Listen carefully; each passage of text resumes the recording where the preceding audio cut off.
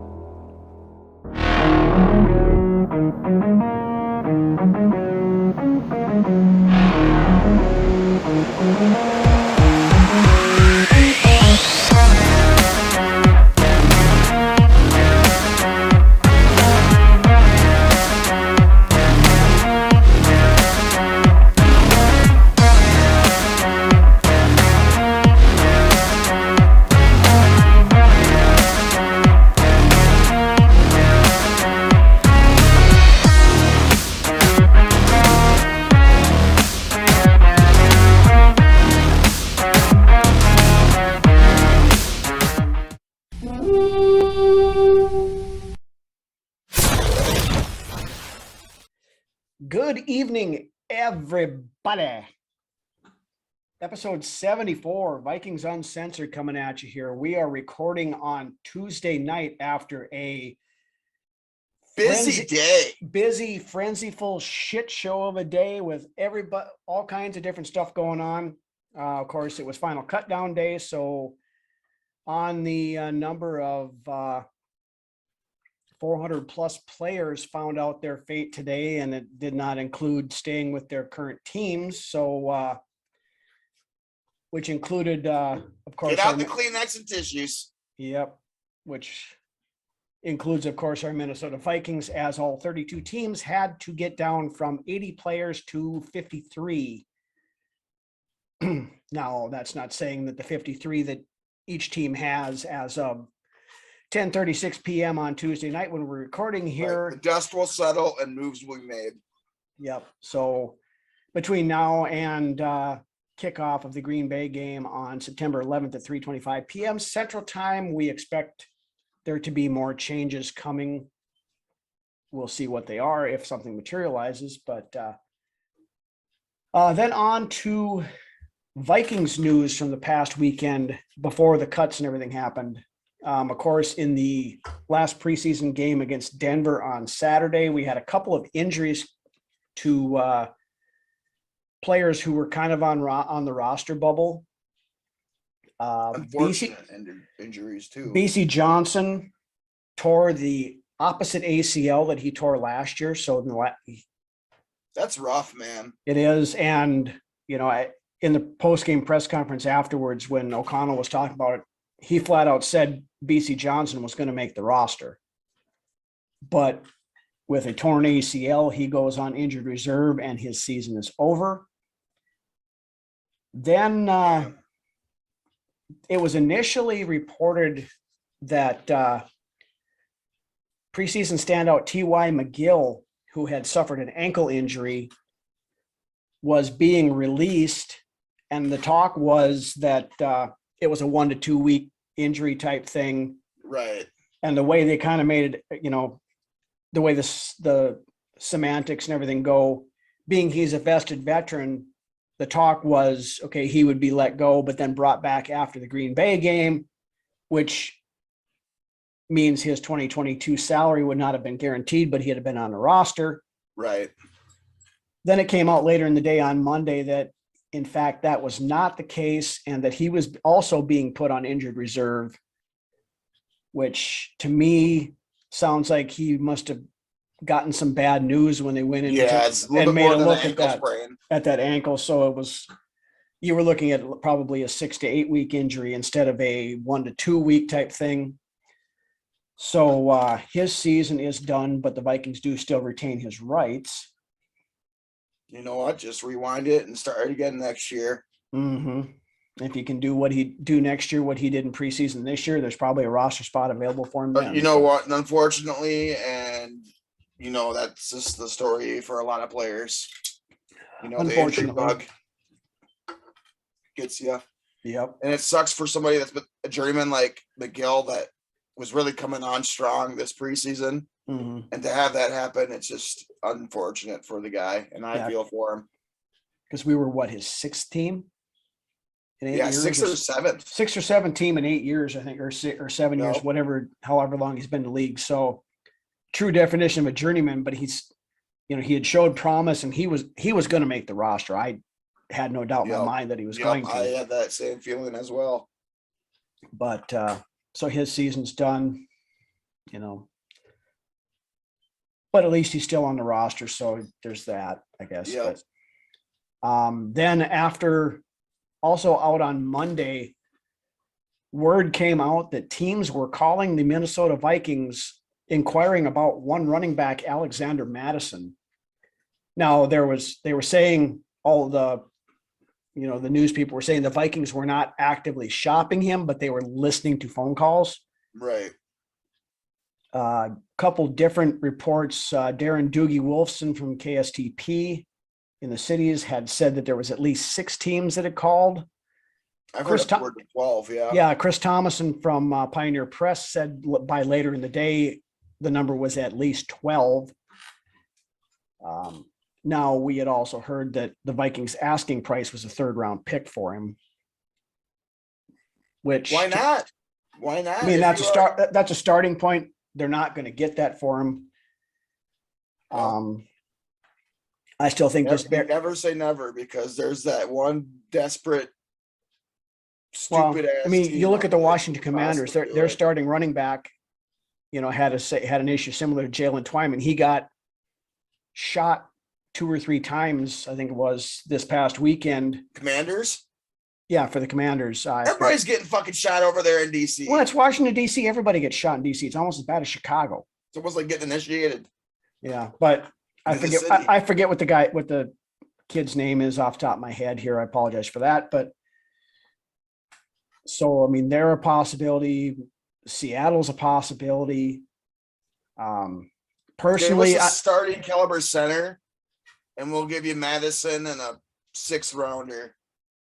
Yeah. Now, the funny thing I saw about all this is when all this stuff started coming out, watching Vikings Twitter and social media, Alexander Mattison was getting more praise in 4 hours on Monday than he'd gotten in the first 3 years of his career. You can't trade him for anything less than a 3rd round pick. We can't play without him, this and everything else. And then they were talking about, okay, we're not going to re-sign him after this year. I mean, we already know that. And then they were talking compensatory picks. Personally, my guess is we would get a 6th round pick for him, maybe a 5th at the best. I don't know. I didn't disagree with you there, but. Well, compensatory picks are based on the salary which they signed with their new team. Yeah. And our buddy Tyler Fornes had come up with some numbers, and he had it on his Real Forno show on Monday night, that in order to get a 5th round pick, Mattison would have to have a salary with an average annual value of over $7 million a year. And people were saying that we were going to get a 3rd or a 4th round pick. He would have to get a contract equal or greater to Dalvin Cook in order to get that kind of a compensatory pick. Right. Which is not going to happen. Okay. So at best compensatory, we'd be looking at a 5th or a 6th. So if you can get anything better than that now, I make that move. I think you look for a player trade, in my opinion, if possible. Or that, if you have somebody that has a need for running back, and has a viable center or something like that. Yes. So that's going to be I want watching. Somebody proven at that center spot. If that's that's what we're going for. I want somebody that's got some tape out there and that looks, serviceable, or more than serviceable. Right. Excuse me. Because I think we may have serviceable with Schlottman. I agree. But as far as proven goes, Bradbury's proven, but Bradbury's proven that he's not capable. That's the thing. Right. The dude cannot anchor. No, it's all cannot anchor. And if you're playing interior on the offensive line, that's the number one thing you need to be able to do is anchor. Well, and that was the thing, before training camp and OTAs and everything started. Oh, Bradbury put on 10 pounds this year. That's all going to be better. It's not about the weight with Bradbury. There are centers and interior linemen who have been smaller than Bradbury who are very good players. it's about, like you said, anchoring, and it's about leverage. And Bradbury cannot do either. Right. So, Especially on the interior of that offensive line, you need to be able to set an anchor. mhm. So, And like I said, you know, a guy, if you have the right leverage, a 300-pound guy can move a 350-pound guy, or at least hold him up enough to let the play develop and keep him out of the Yep. play. But when you have no leverage, you get forklifted into the third row like Bradbury does on and you multiple end up in your occasions. quarterback's fucking lap. Mhm. So with that, of course, today, as we're recording, being Tuesday, was final cutdown day for the NFL. As we mentioned earlier, teams Forgive us if we miss anything because this is Tuesday. right, but this is official as of, we're talking right now, 10:58 p.m. Tuesday night. Of course, like I said, teams had to get from 80 down to 53 players. So here are the moves that the Minnesota Vikings made on Tuesday. Quarterbacks, both Kellen Mond and Sean Mannion released. Now, I said it last week, man. I said it last week. I would be okay with just washing our hands of the old regime's quarterbacks and moving forward. Now, the way it sounds, Kellen Mond, they're just going to let go. Kind of saw the writing on the wall, and that after Mond took that really bad sack on Saturday, you could see Kevin O'Connell talking to him on the sidelines, getting pretty animated, and you could tell, I couldn't read everything, but you could tell one of the things he said was, you need to get rid of that ball. You know, so it was one of them, probably as animated as I've seen O'Connell so far in the time he's been here. We're going to see, as time goes on, we're going to see more of who O'Connell really is, you know. Right. It's a honeymoon phase right now. So right now, the downside to both Mond and Mannion being released, word is that they are planning on bringing Mannion back on the practice squad because he's Kirk's little fucking circle jerker. Yeah, because he's so good in the quarterback room. I don't care. I mean, okay, he's not taking up a 53-man roster spot, so I'm okay. I'm not okay with this move, but I'm better with this than if they'd have left him on the 53. Absolutely. But honestly, and we've talked about this till we're blue in the face for multiple episodes. This goes back a year. Yeah. If Kirk wants him that much for a sounding board, tell him, okay, Sean, we know you aren't NFL quarterback material, but you are very intelligent. You know what you're doing. We would like to hire you on as an assistant coach. Yeah, there you go. You know, there you go. Bring him in as an assistant quarterbacks coach or assistant to the assistant quarterbacks coach or whatever you need to do so Kirk can still have him there as his sounding board or whatever, his little security binky or whatever they want to call it. Security binky. Yeah. But so, I mean, the door is not completely closed on the Manwich era yet, the way it sounds. Now, that unless they find another quarterback out, you know, of some of the ones released that maybe they think has more upside that they could bring in and put on the practice squad. And I was going to say, you know, Mannion hasn't officially been resigned to the practice squad. So, you know, it's no, until he is, he's not. Yes. But right. But as we sit here Tuesday night, practice squad cannot be filled till Wednesday. We'll see. Maybe somebody's itching to pick him up and put him on their practice squad. That's a good one. Yeah. That there is a good one. Maybe Chicago will sign him. You a funny guy. You make a funny laugh. Oh, okay. Anyway, moving on to the running backs. We ended up keeping 5, which kind of surprised me. consider Ham a running back. I consider Ham. Yeah. No. I'll rephrase: four tailbacks and one fullback. But A hybrid fullback / tight end. yeah, H-back type. But that all could change should as we talked about earlier, the deal with Alexander Mattison. If somebody comes to us with a acceptable trade deal, this could change. An offer that we cannot refuse. Yes. I make you the offer you cannot refuse. But Take your cotton balls out and put them in your mouth. Mm-hmm. But anyway, running back Bryant McKinnie was released. Talk of him possibly being a practice squad candidate. Onto the wide receivers, kind of a little bit of surprising here. We only kept 5. Yeah, that is surprising, especially on an explosive offensive O'Connell-led staff. Yeah, which we all figured is going to be more pass-centric. But so the wide receivers that were let go, Dan Chisena, Myron Mitchell, and this one kind of surprised me a little.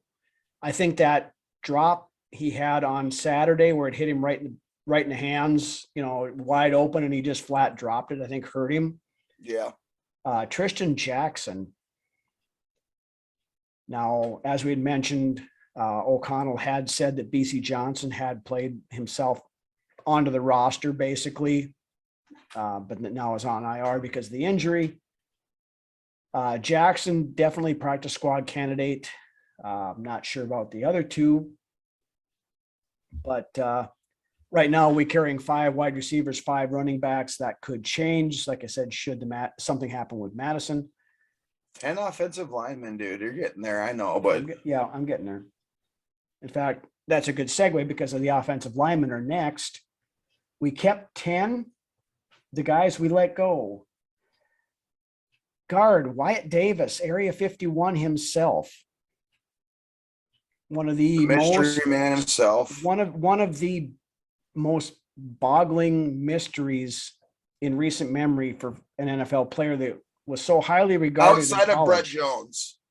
Yeah, but Brett Jones was not a 2-time consensus All-American who came to the NFL and did absolutely dick. Yeah. Disappointing, man. Very, very disappointing. I don't know what happened with Davis. I mean, sometimes you just get those players that, are can't take it to the next level. Yep, they're all out studs at the college level and just can't translate to the pros. Now, it's not that goes from high school to college though, too. It does. But I mean, it's not like Davis played especially in the trenches. Yeah, but it's not like Davis played for Podunk Hills Community College or something like that. I mean, He played for Ohio State, one of the top FBS teams in the country. 2-time consensus All-American, and he flat out laid an egg. Squat. Can't even be a reserve. No. And I don't even know if he's going to be on the practice squad, to be honest with you. At this point, I'm almost feeling the same way about him that I do about Mond. Yeah. Just let it go. Let it go. Let it go. Let it go. Let it go. That's what I was going for. Beyond Davis, also guard Kyle Hinton. Now, I liked what I seen out of Hinton. Hinton played pretty well in the preseason, I thought. He's definitely a practice squad candidate. I would assume to see him on there. I would agree. Then over on the tackles, the only tackle let go was Timon. Where the hell is Pumbaa Paris? Went from Hakuna Matata to Hakuna Ma'a. Right. Hakuna Matata. Yeah. Ta-ta. We're so fucking funny over here. Oh yeah, we're hilarious. We make ourselves laugh all the time. I mean, that's just the way we are. But Not trying to make light of the situation, these guys getting Right. cut today, because some of these guys, this was their last shot, maybe their Right, only this shot. is life affecting situation going on. It is, So it absolutely is. But then center Josh Sokol was released. Now he's another one that I've heard is a candidate for the practice squad. See what happens there. Then on to the tight ends. We kept 3, which means we're thin. tight end Nick Muse was shown the door. Zach Davidson, who made a strong push at the end. I would assume Davidson goes on the practice squad. If he could squeak through the waivers. I don't know that he will. I mean, it's possible someone picks him up, but I think we get him. I think we get him over there. Intriguing. Yeah, but I mean, people are going to look at all the drops he's had too and make it questionable. But I want to get him on the practice squad, I guess. Yeah. If we can't, I've seen things from Zach that I really like. I don't think we've had a tight end with speed like that here in Minnesota, as far as I can say, since I've been watching the team. Not in a long time. Since the mid-90s. No. So. And that's the thing. If he can fix that drop issue, the guy's got talent. Right, and he gets separation too. So it comes down to a mental game with Zach and being able to draw the ball in and hang on to it. No, I mean, granted, he's still kind of raw. He hasn't played tight end all that long. I mean, right, the dude switching from punter to tight end. So I mean, patience has got to be a key there as well. Which is why I don't think they give up on him yet. And I think, he's shown enough flashes to where there's something to work with there. Yep. Then we'll move over to the defensive cuts. Defensive lineman TJ Smith was let go. Defensive lineman Julian Taylor was waived with an injury settlement. This one we kind of touched on earlier. Kid we were pulling for after what happened with him last year. Jalen Twyman was released. Now Twyman, I think, is another candidate for practice squad. Definitely. But you know what? With all the hype that we had for this kid, I would have liked to have seen a little bit more out of him. He didn't show what I expected of him in the preseason. So the cut's not unexpected. I thought with, McGill going on to the injured reserve that he had a shot of getting on there, but then on to linebackers. We got rid of 2 of the outside edge rushers. Janarius Robinson, which we talked about either last week or week before, that he was trending in that not going to make it category because I believe he's practice squad material as well. Probably. I mean, the guy's a physical specimen. I think he's got potential, but he just didn't show it. Dre is out there somewhere, and I could see him picking him up over. I think he's in New York, isn't he, Patterson? Yeah, I think he's a Giant. I think he's with the Giants, and I could see him taking a flyer on Janaris. It's possible. I mean, I'd like to have him back, I guess. I would too. To give him another year anyway to see if we can get anything out of him. Yep. Then the other edge rusher was undrafted free agent Zach McLeod, who I thought had played fairly well preseason. Yeah, he started out hot, and then towards the end of camp kind of fizzled away. And then come game times, he just wasn't making the splash plays that you'd like to see. Yeah. So it remains to be seen what happens with him, whether we'd try to bring him back or not. Yep. He'd be somebody I wouldn't be opposed to bringing back, I guess. Then we'll look at the other linebackers. William Quinkeu was let go. No surprise. No, I don't see much there. Blake Lynch. This surprised me. And I would have liked to have kept Lynch over Dye, but I don't make those decisions. So right. Yeah. I've never been a big Troy Dye fan. I like Blake Lynch, and he played well in the past, when he was called upon. Yeah. but whether he's didn't adjust as well to the 3-4 as Dye did, I That don't could know. be it too. He's been quiet this preseason, so you may be hitting the nail right on the head with Yeah, that could very well be the issue there. I don't know, but I liked, there's people at times last year that covered the team that were saying that, Lynch could be the heir apparent to Anthony Barr, so. yeah, at times. I mean, and because he played for Barr quite a bit last year, and like we talked about, he played pretty well last year. And he had some splash plays. So, I mean, it's more than what I could say for Troy Dye as far as regular season reps go. Right. And then this guy, not really a surprise.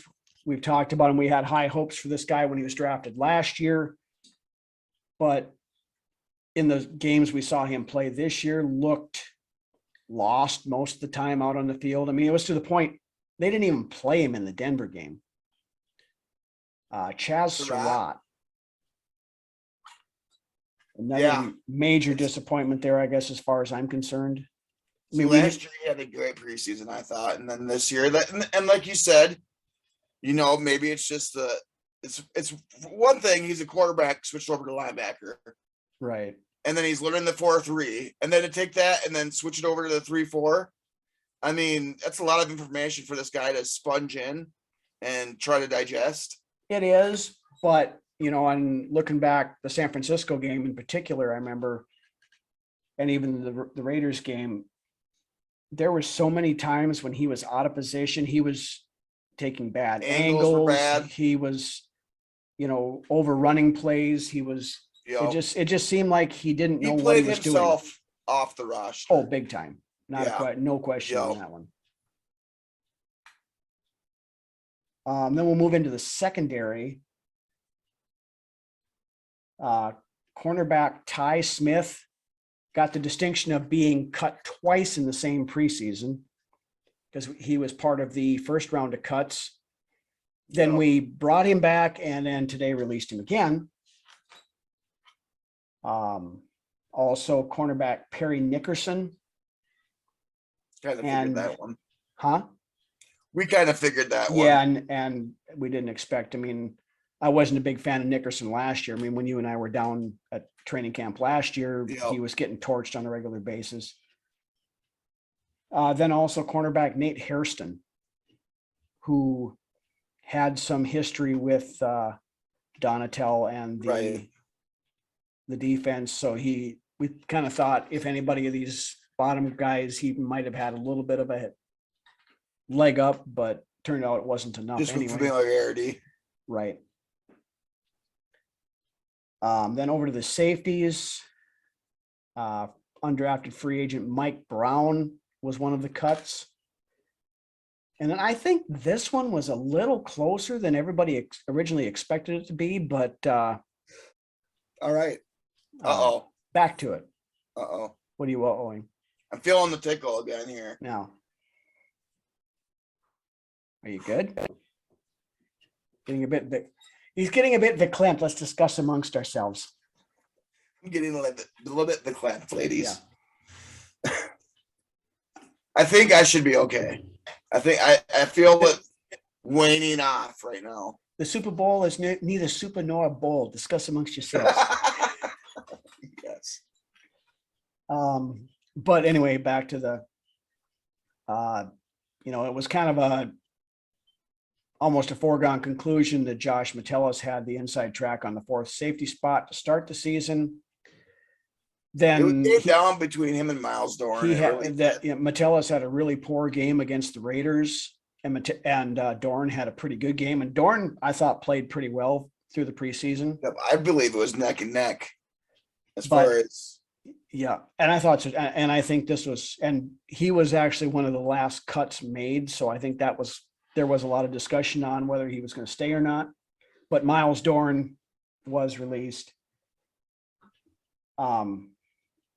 Then we had the big surprise, I guess you can say, of the cuts at the almost to the end of the day. It came out that the Vikings were releasing who the presumed starter at defensive end, Armon Watts. Armin Hammer Watts. This one surprised me. I mean, because he'd been penciled in as a starter since mini camps and OTAs. I haven't came across anybody that hasn't said that they're surprised. Yeah. Like I said, to me, this was the surprise cut of Vikings camp.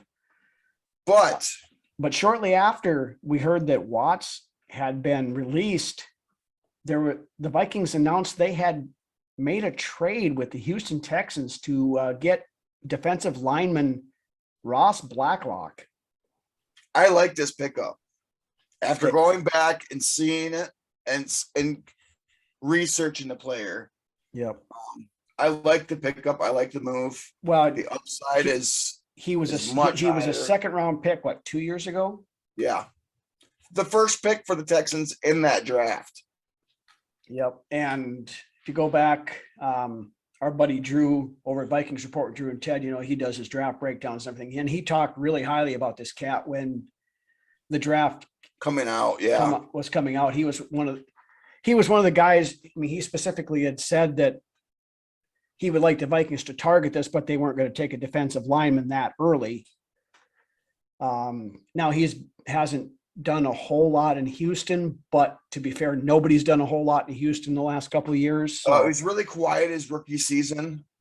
This last season, he was pretty much penciled in as a reserve and had limited snaps. I believe he ended the season with 2 sacks, with, I think, like I said, limited snaps and I think 6 quarterback hits.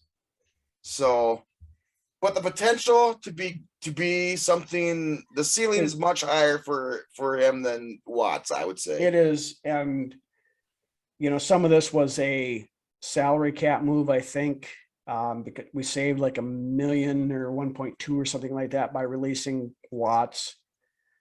Also, Blacklock is on his rookie deal yet, so also younger as well, 24 compared to 27. Yep. So, and playing down in Houston, I mean, I guarantee you Blacklock is excited to come up here to Minnesota. Oh, absolutely. But, as far as the Armon Watts thing, that cut. Tough break for Mr. Watts. Well, and I know he had posted on social media shortly afterwards, all he posted on his Twitter was the mind blown emoji, because I think it hit him up the side of the head. But you know what? He will be okay. He will be signed somewhere tomorrow. And he will get signed somewhere. Absolutely.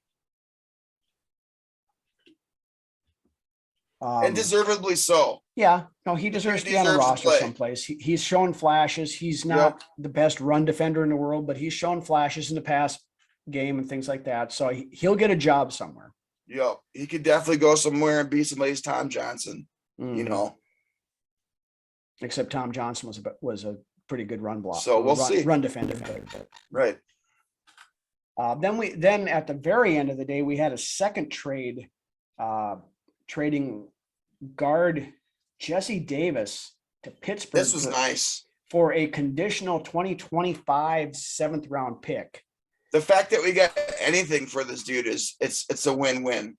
Yep. Because after Ed Ingram won the job, it was pretty much figured that we were going to cut Davis. So yeah, like you said, getting any kind of compensation for him instead of just releasing him outright is a win. And the feeling I was beginning to get on Jesse Davis was almost like Dakota Dozier 2.0. I'm glad that we don't have to see him out there starting this year. Yeah. Glad to see him off of our roster and then get something for him as well. Mm-hmm. So no disrespect, Davis. I hope you go and you play lights out. But here's your $5. We'll see you later. Yeah. And here again, kudos to the organization for not pulling a Spielman and just keeping him around just to try to prove a point. Realizing that or seen things that just don't work to begin with. Right. We brought him in prior to drafting Ed Ingram as a stopgap, realizing that the guy we drafted, we don't need a stopgap. So moving on from it, I give Kwesi and O'Connell all the credit in the world. they've seen this for on multiple players this year, and I like what I'm seeing. I know there's a lot of Yeah, people I'm happy. there's a with lot how of people things that are are going. losing their minds, but that's the ESAT nation, as our buddies Drew and Ted affectionately call them. But talking about that, looking back at the 2021 draft, the third round in particular, we had 4 third-round picks in 2021. As it sits right now, 1 remains on the roster.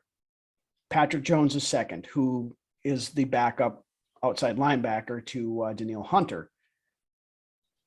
But here's some interesting statistics. Hat tip to at Krauserific on Twitter. He posted this up here, so I'm just relaying it since he did the work, but we'll hat tip to him.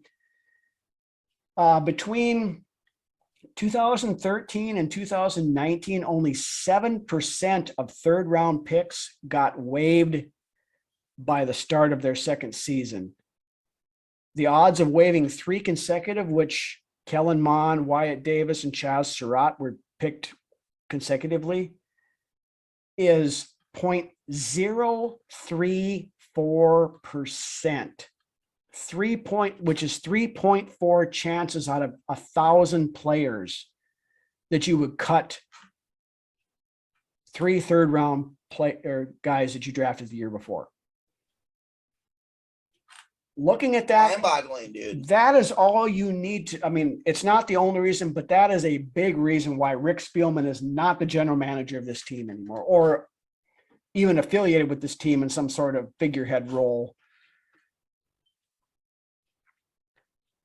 But this is a Spielman type thing. That's why he always wanted to have 12 to 15 picks, because he preferred the shotgun approach, where you draft 15 guys, and if 2/3 of them don't pan out, you still have 4 to 5 guys that are serviceable or better players.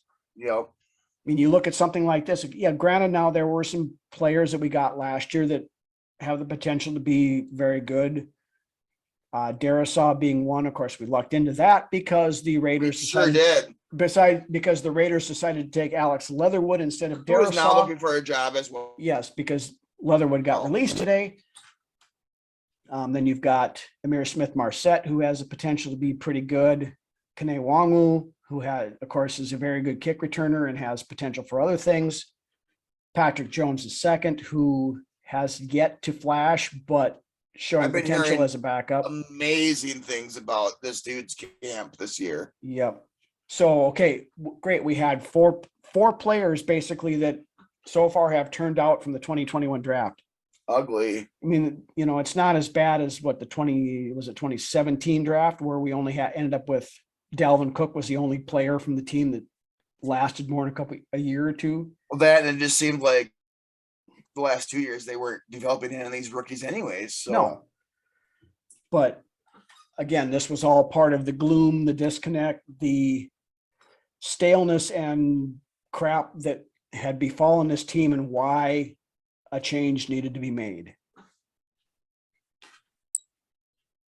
But anyway, now here's some of the bubble guys that, we had questioned, the guys that actually made the roster. So we'll give you a list on this.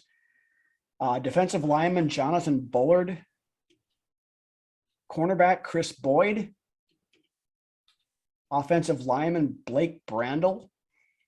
I've always liked me some Blake Brandel. Yeah, he's played well in spots, and we talked about this before too. We've used him in some of that heavy packages. We'll bring jumbo him in package last year. Yep. Troy Dye, who here again we talked about this earlier. I personally would have kept. Yeah, good for him. I personally would have kept Blake Lynch, but I'm not seeing the team every day. I don't see the physicality out of Troy Dye that I would like to see at a linebacker position. No. He's athletic. Yes. Check mark that box. But as far as physicality, I'm not seeing him bring that. No. As much as I would like to see him bring it. No, he does play special teams a little more than Lynch did, so that maybe weighed into it. Then Ben Ellefson, who was kept on as tight end 3, more of a blocking tight end. We talked about this last week. We assumed he probably was going to make it. It was coming down to between him and Zach Davidson. Right. This one, I'm glad to see this. I was a little surprised. I thought maybe this guy would end up on the practice squad, but Vidarian Lowe is your swing tackle. A lot of people are happy to see this, and this is myself what, being one of those people. This is what he was drafted for, to become that Rashad Hill type player. You know, somebody that can A viable swing tackle. a viable swing tackle who can start a game or two if necessary. It's been a good 7 years since we've had a viable swing tackle.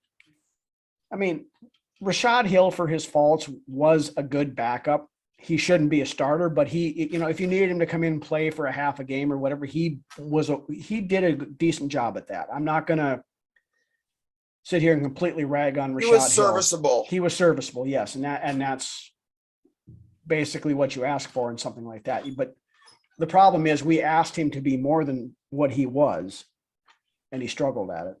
I would like to go, and hopefully this is the case with Vidarian Lowe, go out and have somebody that can eventually become a starter or is starter material. Right. You know, as a backup. Realistically, we've got Brian O'Neill and Darisaw tied up for the next 5 years. So security blanket would be nice, though. A comfort blanket would be Yeah, nice to know that I mean, if one guy does go down, that you it's got not so- going to miss a beat when this guy comes in. you got somebody who's capable of stepping in, of course. Yeah. Then another one of our favorites of the show that we've been big on the last few years, James Lynch made the team. I was questioning it, but you know what? Yeah, I was up in the air whether he was going to make it or not. I'm glad he did. You know what? When James Lynch is on the field, good things happen. The kid makes plays. Yes. Then, of course, as we talked about, Josh Metellus made the team. I think a lot of here again, the special teams stuff with him probably put him over the edge over Miles Dorn. Yeah. Jalen Naylor made it as the 5th wide receiver. And I believe McCardell has a lot to do with that. I do too, because we all know McCardell was pounding the table hard to draft this kid when we did. So he obviously sees something in the kid. I mean, the kid's a speed demon. It's just, and he's shown a few sparks in the preseason.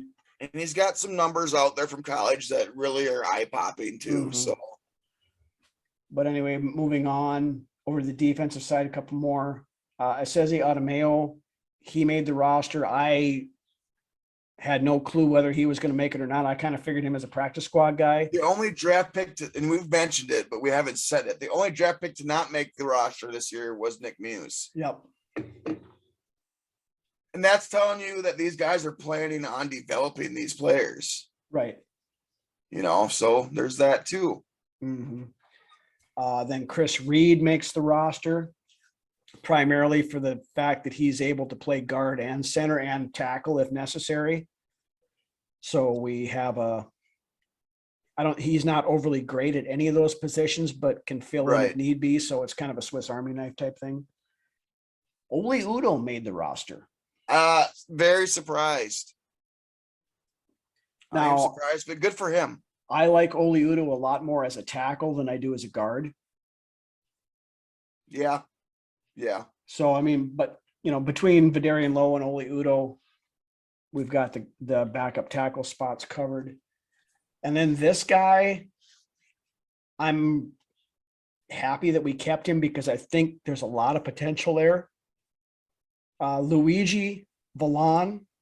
Somebody we had mentioned a few weeks back, dude, to keep your eye on. Yep. And I know it was mentioned on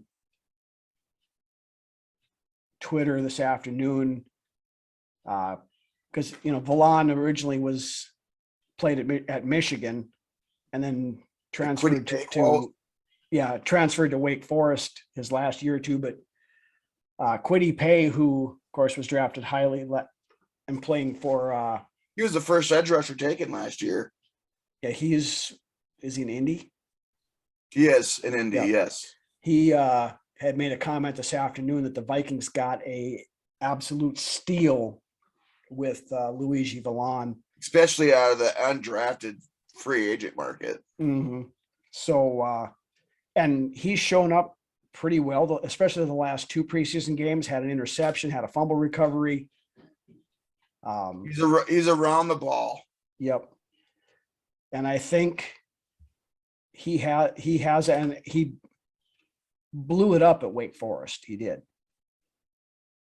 So I think potential alone kept him on the roster, because I think he probably would have been poached if we tried to put him in the practice squad. Probably right. So glad to see he made it. But that's kind of it as of, like I said, as of Tuesday night, as far as roster moves and stuff goes. There's a lot of rumblings that we may be working on a deal for a center, so keep your eye out for that. With that, we are going to roll into another one of our classic beer commercials. So you guys go to the fridge, grab yourself a cold one, crack it open, check this out, and we will be back in a minute. Sir Jeremy, you are a true friend of the crown. Dilly dilly. Dilly dilly. Madam Susan, you are an even truer friend of the crown. Dilly dilly. Dilly dilly. What is that? This is a spiced honey mead wine that I have really been into lately. So, dilly dilly, right? Please follow Sir Brad. He's going to give you a private tour of the pit of misery. I'm sorry, what? Pit of misery, dilly dilly. Dilly dilly. Here's to the friends you can always count on. Bud Light, brewed to be America's favorite light lager. All right. We mentioned earlier here in the show that we wouldn't have the breakdown of practice squad and whatnot because we were recording on Tuesday and that was all happening Wednesday. Well, so much stuff happened on Wednesday that we had to come back on and record an extra segment Wednesday night to give you guys the latest in Vikings news that we possibly could. It was a busy Wednesday. Yes, it was. Of course, Wednesday was when by noon Wednesday they had to have waiver claims in for any released players. Vikings were not awarded any waiver claims. Lots of teams hogging the waiver line. But just shortly before, I think it was like 1-2 o'clock in the afternoon, some massive news broke. Huge. The Vikings orchestrated a trade with the Philadelphia Eagles for wide receiver Jalen Reagor. I like it. It's an interesting move. I know we had heard rumors about it on Tuesday of it being a possibility. Didn't know how, valid the rumors were. Apparently they were valid because today the Vikings shipped a 2023 7th round pick and a 2024 conditional 4th round pick that could revert down to a 5th round pick if certain performance escalators are not met. I like the agreement. I like the trade. The potential is there for him to really take off here. And, we've talked about this before. Of course, Reagor was he's never really gotten a fair shake in Philadelphia, a lot of which I think has to do with the fact that they took him instead of Justin Jefferson. And they've watched Jefferson explode here while Reagor has kind of muddled in mediocrity in Philly. There's been a lot of transitioning going on in Philly during Reagor's period there, in my opinion. Not that it's an excuse for this dude, but I believe just coming here and getting a change of scenery is going to be a really good thing for the kid. Yeah. And in fact, Chris Carter had sent a message to Reagor today, basically saying that exact same thing, that, this change of scenery could be exactly what you need. Minnesota's a great place. It has worked well before, hinting back to, what happened with him 30 years ago. Yep. So, I think we paid $1 for him, didn't we? $100. Oh, $100. Yeah. Best $100 ever spent by this franchise. Yeah. But to make the Reagor deal even more interesting, in order to make room for him on the 53-man roster, What a surprise. the Vikings waived presumptive wide receiver number 4, Emir Smith-Marset. You got a lot of fans losing their minds over this too. Vikings Twitter went absolutely berserk when this happened. Now, there was rumors swirling around about Marset being a locker room pain in the ass and whatnot. A lot of that came from a spoof account yesterday. Where there's smoke, there's fire, and it wouldn't surprise me. But as you said just now, it came from kind of a spoofy site. So yeah, some guy who claimed to be a writer for The Athletic, he's not. But there were rumors, that of course the team wasn't overly thrilled with him as a punt returner, as we saw him struggle during the preseason. Now, to be fair, he hadn't really done it before this year, so he's raw at it. But I would assume if he clears waivers, that they would probably bring him back to the practice squad. Now, the odds of him clearing, I don't think are all that great. Yeah, I don't see it. I don't see that happening. I honestly can see him going to someplace like Chicago or even Detroit. Somebody in the division probably will take him. Yeah, just not just for the fact that he's got the potential and the upside there, but for the fact to pick his brain about what's going on in Minnesota as far as scheme and stuff like that goes. Yeah. Honestly, I think he would be a really good fit in Green Bay, which sickens me to be. say, but I don't think he'll get to the point where Green Bay would be able to claim him. No. So no, he won't make it that far. He won't go that far. Somebody's going to get him, and he will go somewhere and be just fine too, I think. Yep. As long as he continues to develop. Mm-hmm. So that was the big news of the day. Then, of course, the practice squad signings. First off, the Vikings had said in the late morning that they were hoping Kellen Mond would clear waivers because they were going to actually bring him back to the practice squad, only to find out at the deadline that the Cleveland Browns had submitted a waiver claim, and he is now joining the 53-man roster in Cleveland. Oh, he's joining the 53-man roster? Yeah, they have to put him on the 53. They can't claim him and put him on the practice squad. They have to go to the 53. So, I mean, I guess if anybody in the league can get something out of him, maybe it's Stefanski. Yeah. So, yeah, and he's done work with quarterbacks before in his work history. So maybe wish him the best. Yeah. Sayonara. We can wash our hands and rinse. Yep. So we'll move on from that one. Then, as we were talking about division rivals claiming players, defensive lineman Armon Watts was claimed by the Chicago Bears.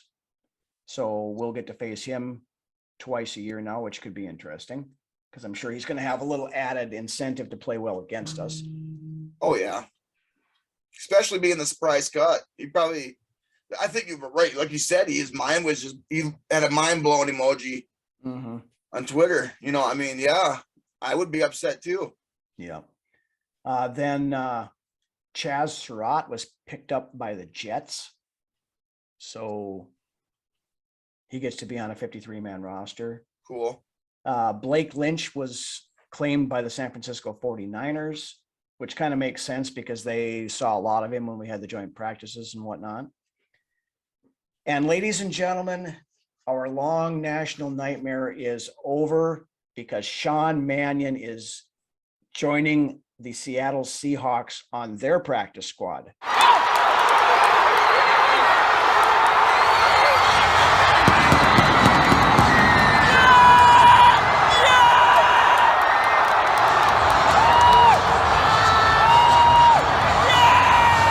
Thank the football gods. But you know what? We ended up with Mannion after he was on the Seattle squad last time. So let's just hope we don't have a little bit back here again. So yeah, that like you and I were talking about off air today. Rinse, lather, repeat. What a nightmare. Let's not. Yeah, let's not do that. No. All right. So with that, we'll move on to the players that we have currently brought back onto the practice squad as of Wednesday evening here. Tight end Nick Muse, wide receiver Tristan Jackson made it. Nice. So yeah, I was hoping we could have held on to him, which we did. Nice.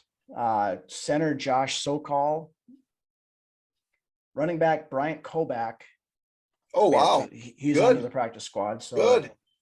That's ideal. Yep. Outside linebacker Janarius Robinson. Now we talked about him earlier in the show as hoping that we would be able to get him back, which we did. Safety Miles Dorn. Cool. Wide receiver Dan Chisena. Just hanging on by a thread, man. He's the new Cheryl's. He just gets like Twinkies and cockroaches and a nuclear explosion. Dan Chisena is the only thing left. He's just there, man. Yeah. He's just there. Guard Kyle Hinton. Nice. Which there again, glad we were able to keep him around. Linebacker William Quinkeu. Surprising. No, I mean he's raw, but there's a little Familiar with potential the there, I think. system right now. Yep. Defensive lineman TJ Smith. Defensive lineman Jalen Twyman. We got him back onto the practice squad. Wow, good. So Good. we get to keep him around. That's, was hoping he'd make the 53, but at least we get to keep him on the practice squad. Right. Then cornerback Perry Nickerson.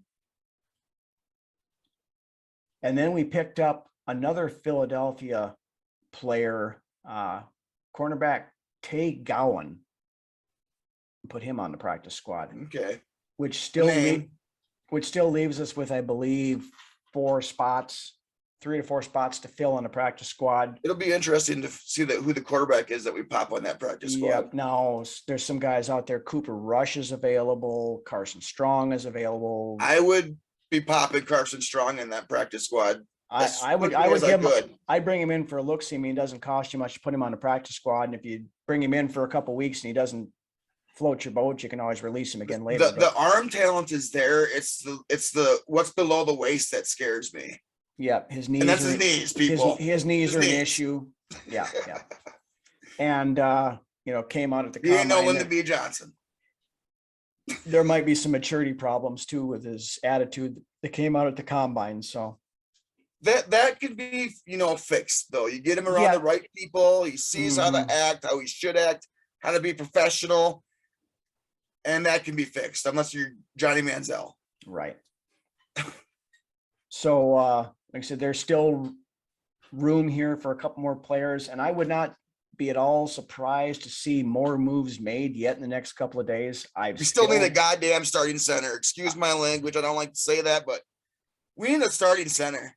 Yeah, I don't know that we find a starter at this point in time, but maybe we need to upgrade at center if we want to do anything this year. Yeah, Art Schlottman needs to show up and take that second spot. Well, I think Schlottman is a backup center. I mean, he won the job for that. So, well, I mean, he needs to take that.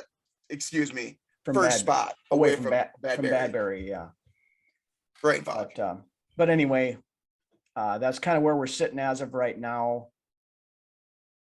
and more changes to be made, I'm sure, before we kick off against Green Bay on September 11th. So we'll keep you posted on that. Players with good upside. I like the moves by the front office. This offseason has been up to snuff. It's definitely different from what we've seen over the past 12 years under Rick Spielman, for sure. So, yeah. So, but anyway, with that, we will now roll into your regular broadcasting schedule. Yes. So we bring you back to what we recorded last night. So, and as always, we have reached the best segment of the show as we look to the greatest players to wear number 74 in this week's edition of Brunswick's Best. So who you got for us this week, Lance? I got one name for you this week. One name on my list of one. An Not a lot of, army of one. yeah. And you know what? Very befitting for this player. Really not a lot of good 74s. You know, you got your Brad Badgers and your Holdy Udos and all that good stuff. But this dude is a mountain. And with that being said, let's talk about Bryant McKinnie a little bit here. Bryant was voted an All-American twice while at the University of Miami, the U. I believe he played with Ray Lewis and Ed Reed too down there in Miami. I may be wrong. Yeah, I don't remember, but continue. Continuing. McKinnie was drafted by the Vikings in the first round, the 7th overall selection of the 2002 NFL draft. Now, after holding out in one of the last big rookie contract holdouts, back when these rookie deals were nuts, where they were paying these guys millions and millions of dollars for not even proving themselves on the field yet, as far as the professional level goes. Sam Bradford. Yeah. So anyways, he was one of the last big rookie contract holdouts. And 9 weeks into his rookie year, he ended up coming out of his holdout and coming to terms. And he then basically went on to start every game for Minnesota from 2003 until 2007. And had a streak of 80 consecutive games started. McKinnie was selected to his first NFL Pro Bowl following the 2009 season, the magical 2009 season, but didn't play in the game due to injuries in his feet and left ankle, as well as an illness he was enduring at the time. Because he was not quickly upfront with the league about these issues, the NFL front office forced him to forfeit his $22,000 game check and repay $5,000 for other expenses. I remember this story back in. There were some rumors of some other stuff going on too. I don't remember exactly what it was, but yep.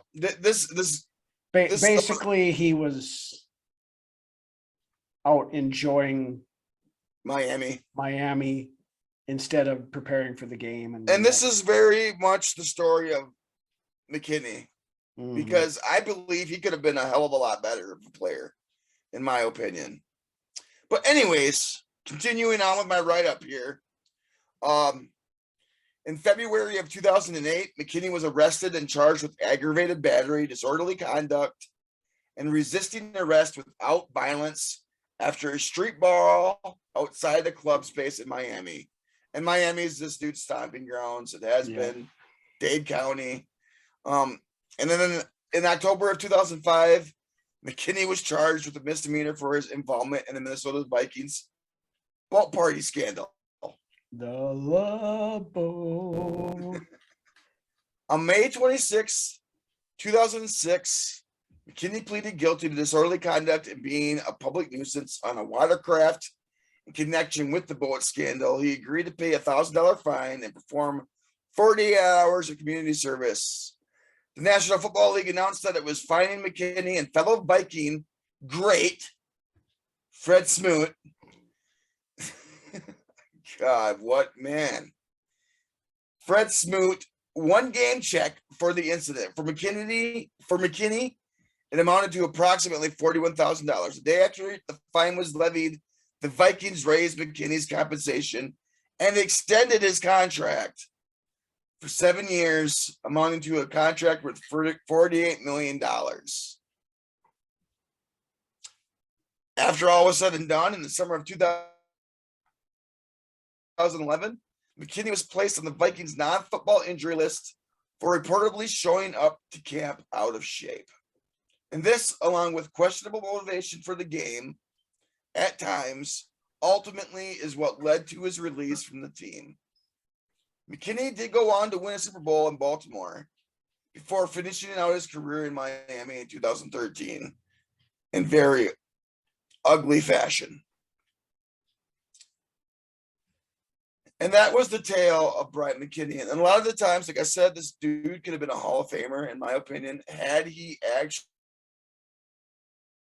actually taken the time to watch his behavior and put in the time to become a better player.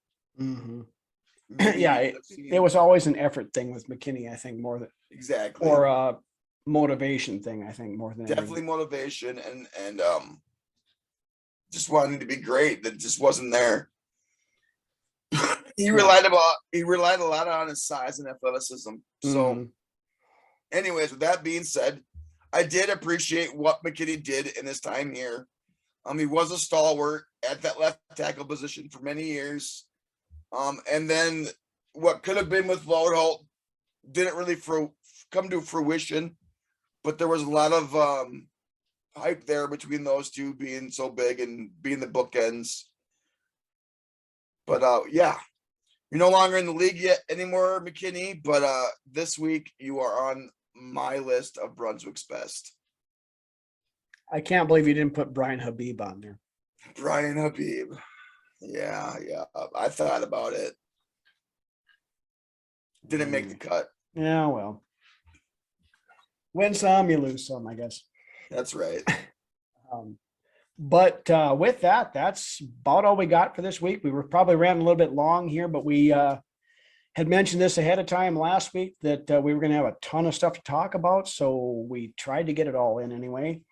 I want to thank everybody for watching. A lot of stuff coming up next week. We have 2 different Packer podcasts that we have been invited on that we will be partaking in. We have been invited on the Acme Packers podcast and the Banging on the Drum podcast. I don't know for sure what days of the week their shows air, but we will be on with those guys, both podcasts next week, talking Vikings Packers Week 1 matchup. Week 1 border battle matchup. So I'll try to have some more information for you guys next week so you can go check that out when we are on there. Beyond that, next week, of course, we will be having a full breakdown of the Vikings Packers season opener, what we expect, what we're looking for, and anything else we can throw in there along the way for the start of the season. If you guys have not taken that plunge yet, please hit that red subscribe button down below there. Helps us out a ton. We've gone over 500 subscribers now, guys. We're pushing towards 1,000. We get there, then things start opening up and we can start doing a whole lot more. So tell your friends, tell anybody that you know that is not yet subscribed to our channel to please do so. We would really appreciate it.